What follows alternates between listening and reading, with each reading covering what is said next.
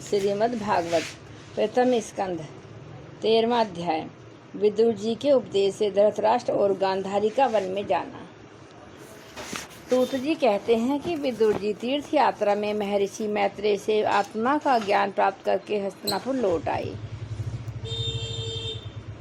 उन्हें जो कुछ जानने की इच्छा थी वह पूर्ण हो गई थी। विदुर जी मैत्रेय ऋषि से जितने प्रश्न किए थे उनका उत्तर सुनने के पहले ही श्री कृष्ण में अन्य भक्ति हो जाने के कारण वे उत्तर सुनने से उपराम हो गए। सोनक जी अपने चाचा विदुर जी आया देख धर्मराज युधिष्ठिर, उनके चारों भाई धृतराष्ट्र, युयुत्सु, संजय, कृपाचार्य, कुंती, गांधारी, द्रौपदी, सुभद्रा, उत्तरा, कृपी तथा पांडव परिवार के अन्य सभी नर नारी अपने पुत्रों सहित दूसरी स्त्रियां सबके सब बड़ी प्रसन्नता से मानो मृत शरीर में प्राण आ गया हो ऐसे अनुभव करते हुए उनकी अगवानी के लिए सामने गए। यथा योग्य आलिंगन और प्रणाम आदि के द्वारा सब उनसे मिलने और विरह जनित उत्कंठा से आतुर होकर सबने प्रेम के आंसू बहाए। युधिष्ठिर ने आसन पर बैठाकर उनका यथोचित सत्कार किया। जब वे भोजन एवं विश्राम करके सुखपूर्वक आसन पर बैठे थे तब युधिष्ठिर ने विनय से झुककर सबके सामने ही उनसे कहा। युधिष्ठिर ने कहा, चाचा जी, जैसे पक्षी अपने अंडों को पंखों की छाया में के नीचे रखकर उन्हें सेते और बढ़ाते हैं, वैसे ही आपने अत्यंत वात्सल्य से अपने कर कमलों की छत्र छाया में हम लोगों को पाला पोसा है। बार बार आपने आदि विपत्तियों से बचाया है। क्या आप कभी हम लोगों को भी याद करते रहे? आपने पृथ्वी पर विचरण करते समय किस किस वृत्ति से जीवन निर्वाह किया? आपने पृथ्वी तल पर किन किन तीर्थों और मुख्य क्षेत्रों का सेवन किया?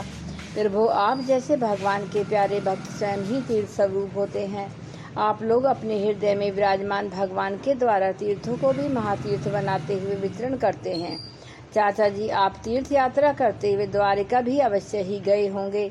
वहाँ भी हमारे सुहृदय भाई बंधु यादव लोग, जिनके एकमात्र आराध्य देव श्री कृष्ण हैं, अपने नगर में सुख से तो हैं न? आपने यदि जाकर देखा नहीं होगा तो सुना तो अवश्य ही होगा।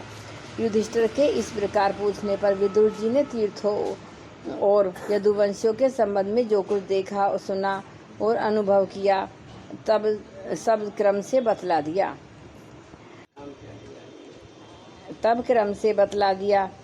केवल यदुवंश के विनाश की बात नहीं कही। करुण हृदय विदुर जी पांडवों को दुखी नहीं देख सकते थे, इसलिए उन्होंने यह अप्रिय एवं ऐसी घटना पांडवों को नहीं सुनाई, क्योंकि वह तो स्वयं ही प्रकट होने वाली थी। पांडव विदुर जी देवता के समान सेवा सत्कार करते थे। वे कुछ दिनों तक अपने बड़े भाई धृतराष्ट्र की कल्याण कामना से सब लोगों को प्रसन्न करते हुए सुखपूर्वक हस्तिनापुर में ही रहे। विदुर जी तो साक्षात धर्मराज थे। मांडव्य ऋषि के शाप से ये 100 वर्ष के लिए शूद्र बन गए थे। इतने दिनों तक यमराज के पद पर आर्यमा थे और वहीं पापियों को उचित दंड देते थे। राज्य प्राप्त हो जाने पर अपने लोकपालों सरीखे भाइयों के साथ राजा युधिष्ठिर वंशधर परीक्षित को देखकर अपनी अतुल संपत्ति से आनंदित रहने लगे। इस प्रकार पांडव गृहस्थ के काम धंधों में रम गए। उन्हीं के पीछे एक प्रकार से यह बात भूल गए कि अनजान में ही हमारा जीवन मृत्यु की ओर जा रहा है। युधिष्ठिर जी, अब देखते देखते ही उनके सामने वह समय आ पहुंचा जिसे कोई टाल नहीं सकता था। परंतु विदुर जी काल की गति जानकर अपने बड़े भाई धृतराष्ट्र ने कहा, महाराज देखिए, अब बड़ा भयंकर समय आ गया है। युधिष्ठिर से कह रहे हैं विदुर जी, झटपट यहाँ से निकल चलिए। हम सब लोगों के सिर पर वह सर्व समर्थ काल मंडराने लगा है। सुना, जिसके टालने का यहाँ कोई भी उपाय नहीं है। काल के वशीभूत होकर जीव का अपने प्रियतम प्राणों से भी बात में वियोग हो जाता है, और फिर धन जन आदि दूसरी वस्तुओं की तो बात ही क्या है। आपके चाचा, ताऊ, भाई, सगे संबंधी और पुत्र सभी मारे गए। आपकी उम्र भी ढल चुकी है, शरीर बुढ़ापे का शिकार हो गया है। आप पराए घर में पड़े हुए हैं। ओहो, इसी प्राणी को जीवित रहने की कितनी प्रबल इच्छा होती है। ओहो, इस प्राणी को जीवित रहने की कितनी प्रबल इच्छा होती है। इसी के कारण तो आप भीम का दिया हुआ टुकड़ा खाकर कुत्ते का सा जीवन बिता रहे हैं। जिनको अपने आग में जलाने की चेष्टा है, विष देकर मार डालना चाहा, भरी सभा में जिनकी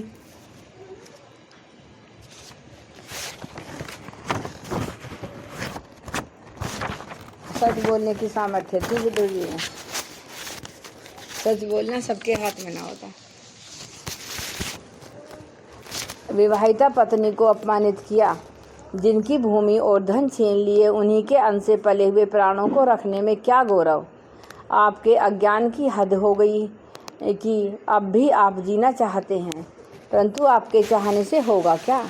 पुराने वस्त्र की तरह बुढ़ापे से गला हुआ आपका शरीर आपके न चाहने पर भी क्षीण हुआ जा रहा है। अब इस शरीर से आपका कोई स्वार्थ सधने वाला नहीं है।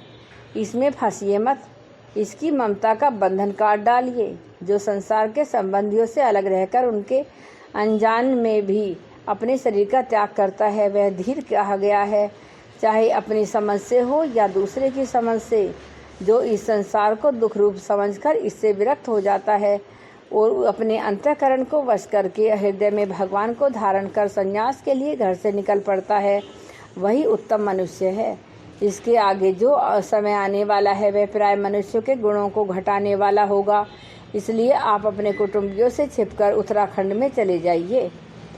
जब छोटे भाई विदुर ने अंधे राजा धृतराष्ट्र को इस प्रकार समझाया, तब उनकी प्रज्ञा के नेत्र खुल गए। वे भाई बंधुओं के सुदृढ़ सन्निपासों को काटकर अपने छोटे भाई विदुर के दिखलाए हुए मार्ग से निकल पड़े। जब परम पतिव्रता सुबल नंदिनी गांधारी ने देखा कि मेरे पतिदेव तो उस हिमालय की यात्रा कर रहे हैं जो सन्यासियों को वैसा ही सुख देता है जैसा वीर पुरुषों को लड़ाई के मैदान में अपने शत्रु के द्वारा किए हुए न्यायोचित प्रहार से होता है, तब वे भी उनके पीछे पीछे चल पड़ी। अजात शत्रु युधिष्ठिर ने प्रातःकाल संध्या वंदन तथा अग्निहोत्र करके ब्राह्मणों को नमस्कार किया और उन्हें तिल, गो, भूमि और स्वर्ण का दान दिया। इसके बाद जब वे गुरुजनों की चरण वंदना के लिए राजमहल में गए, तब उन्हें धृतराष्ट्र, विदुर और गांधारी के दर्शन नहीं हुए। युधिष्ठिर ने उद्विग्नचित्त होकर वहीं बैठे हुए संजय से पूछा, संजय, मेरे वे वृद्ध और नेत्रहीन पिता धृतराष्ट्र कहाँ हैं? पुत्र शोक से पीड़ित दुखिया माता गांधारी और मेरे परम हितैषी चाचा विदुर जी कहाँ चले गए? ताऊ जी अपने पुत्रों और बंधु बांधवों के मारे जाने से दुखी थे। मैं बड़ा मंदबुद्धि हूँ, कहीं से मुझसे किसी अपराध की आशंका करके वे माता गांधारी सहित गंगा जी में तो नहीं कूद पड़े। जब हमारे पिता पांडवों की मृत्यु हो गई थी और हम लोग नन्हे नन्हे बच्चे थे, तब इन्हीं दोनों चाचाओं ने बड़े बड़े दुखों से हमें बचाया था, पर वे हम पर बड़ा ही प्रेम रखते थे। हाय, वे यहाँ से कहाँ चले गए? मतलब बिना बताए चले गए।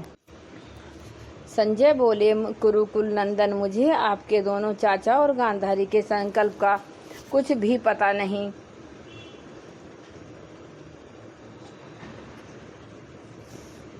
सूत जी कहते हैं, संजय अपने स्वामी धृतराष्ट्र को न पाकर सुनह विफलता से अत्यंत पीड़ित और वीर्यातुर हो रहे थे। वे युधिष्ठिर को कुछ उत्तर न दे सके। फिर धीरे धीरे बुद्धि के द्वारा उन्होंने अपने चित्त को स्थिर किया, हाथों से आंखों के आंसू पोंछे और अपने स्वामी धृतराष्ट्र के चरणों का स्मरण करते हुए युधिष्ठिर से कहा। संजय बोले, कुरुकुल नंदन, मुझे आपके दोनों चाचा और गांधारी के संकल्प का कुछ भी पता नहीं है। महाबाहो, मुझे तो उन महात्माओं ने ठग लिया। संजय इस प्रकार कह ही रहे थे कि तुम्बरु के साथ देवऋषि नारद जी भी वहां आ पहुँचे। महाराज युधिष्ठिर ने भाइयों सहित उठकर उन्हें प्रणाम किया और उनका सम्मान करते हुए बोले। युधिष्ठिर ने कहा, भगवान, मुझे अपने दोनों चाचाओं का पता नहीं लग रहा है। न जाने वे दोनों और पुत्र शोक से व्याकुल तपस्विनी माता गांधारी यहाँ से कहाँ चले गए। भगवान, अपार समुद्र में कर्णधार के समान आप ही हमारे पारदर्शक हैं। तब भगवान के परम भक्त भगवान देवऋषि नारद ने कहा, धर्मराज, तुम किसी के लिए शोक मत करो, क्योंकि यह सारा जगत ईश्वर के वश में है। सारे लोक और लोकपाल विवश होकर ईश्वर की ही आज्ञा का पालन कर रहे हैं। वही एक प्राणी को दूसरे से मिलाता है और वही उन्हें अलग करता है। जैसे बैल बड़ी रस्सी में बंधे हुए छोटे रस्सी से नथे रहकर अपने स्वामी का भार ढोते हैं, उसी प्रकार मनुष्य भी, समझ गए, उसी प्रकार मनुष्य भी वर्ण आश्रम आदि अनेक प्रकार के नामों से वेद रूप रस्सी में बांधकर ईश्वर की आज्ञा का अनुसरण करते हैं। जैसे संसार में खिलाड़ी की इच्छा से ही खिलौनों का संयोग और वियोग होता है, वैसे ही भगवान की इच्छा से ही मनुष्यों का मिलना बिछुड़ना होता है। तुम लोगों को जीव रूप नित्य मानो या देह रूप से अनित्य अथवा जड़ रूप से अनित्य और चेतना रूप से अथवा शुद्ध रूप ब्रह्म रूप से नित्य अनित्य कुछ भी न मानो। किसी भी अवस्था में मोहजन्य आसक्ति के अतिरिक्त वे शोक करने योग्य नहीं हैं। इसलिए धर्मराज, वे दीन दुखी चाचा चाची असहाय अवस्था में मेरे बिना कैसे रहेंगे? इस अज्ञानजन्य मन की विफलता को छोड़ दो।